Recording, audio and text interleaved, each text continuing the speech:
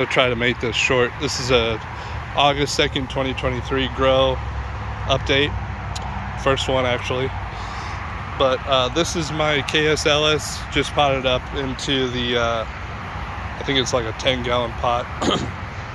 Had some, it's got quite a few buds, but I guess the torrential downpour or whatever caused it to, a lot of leaf drop and I think bacterial leaf spot. So I'm going to treat it with some fungicide spray, and potting it up should cause it to take off, but it's a dwarf. The rest of the plants are pretty much double the size. My jalapeno ain't doing shit, so kind of kick it around. I don't know what's wrong with it, but this is why I grow the super hots anyway. Here's my chocolate reaper, 7-gallon pot. I don't have any more large pots, so I may just let this one go without potting it up. But there was, like, as you can see, leaf curl potentially for me over fertilizing, or it could be from lack of CalMate, but I think it's from me over fertilizing if I had to guess. So I've cut back on the fertilizers, and it is budding a little bit, but it's probably a lost cause. I don't know. I may pot it up. I don't know. We'll see. I think I'd rather pot it up into a more of a productive plant, especially because I have 2 of the chocolate reapers, which this is the second. Just potted it up into a 15-gallon pot. The ProMix BX has the antifungicide and mycorrhizae. So this one has buds on it too, and it's I think I've already noticed some growth.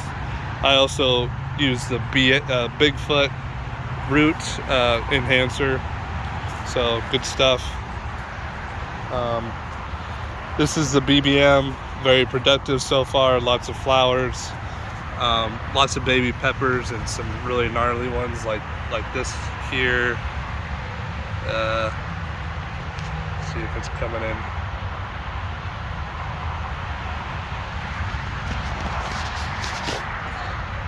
This one.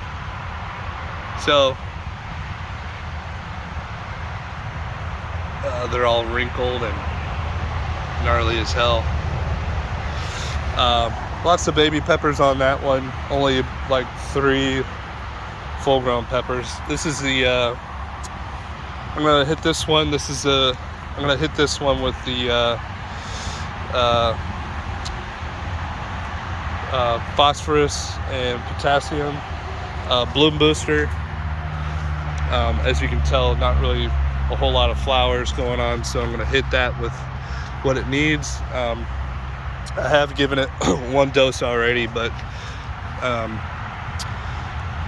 it is it's been my most productive plant, and loaded with peppers. Although they don't take the Moruga shape, seeds were provided. It was a freebie from Jimmy Pickles. It's productive, large pod, so can't complain about the lack of Moruga shape. I do know that in the super hot world, oftentimes you get the correct phenotype later. There are some that are Moruga-ish, but we'll see what happens. This is Primo Tally. Seeds also by Jimmy Pickles. Just potted it up probably about a week ago now, into the 15-gallon pot. Very, very nice stock. And some peppers here. They're small though. Pepper there. Some peppers in there. As you can see, they're small. So I'm gonna hit it with some phosphorus and potassium. Should increase the pod size. which is what we want. But this one also had some, I didn't put enough holes in the bottom of the pot for drainage. So this one also got some, excuse me, I'm recovering from COVID. This one also got some bacterial leaf spot. So I've been treating it for that, as well as the ProMix BX with the microhyzide and the antifungicide. This one's yellow fever. It has one flower and it's starting to bud. I think I used hot soil, and it just, some of the plants, did really well, and other plants, it must have been too hot too soon. But I guess it was a bit of a rookie mistake. But starting to flower, no leaf curl, so really no evidence of fertilizer burn. But for whatever reason, it stopped producing buds and flowers for a while. But I potted it up as well into the ProMix, and a few buds here and there. I think it'll really take off. All these that I potted up, I always use the Bigfoot root booster. This is the, so this should take off, this yellow fever. I'm hoping so. It's supposed to be the hottest yellow pepper out there. At least I don't think there's a yellow Primatale. But this is the Scotch Brain, yellow Scotch Brain. I got a few little peppers. They're small. You can't really see it. There's one down there, and then there's a bigger one. Bigger one, baby, right there.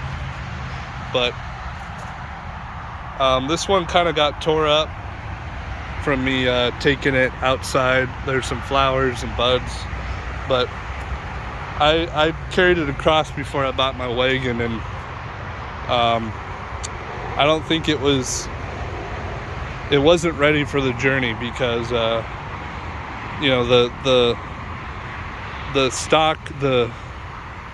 stock shoots kind of flopped over, so which is also a sign of lack of calcium. But so I lost a couple branches on that one, and also the BBM from taking off the tomato cages.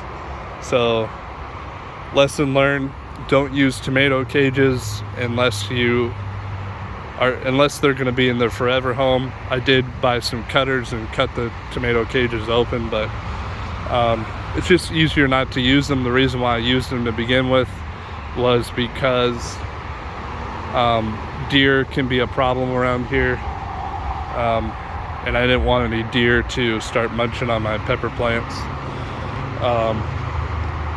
which the tomato cages aren't going to help much for that, I know, but better than nothing, I guess. It's not like I can shoot them. So anyhow, that's kind of the quick update without yakking too much.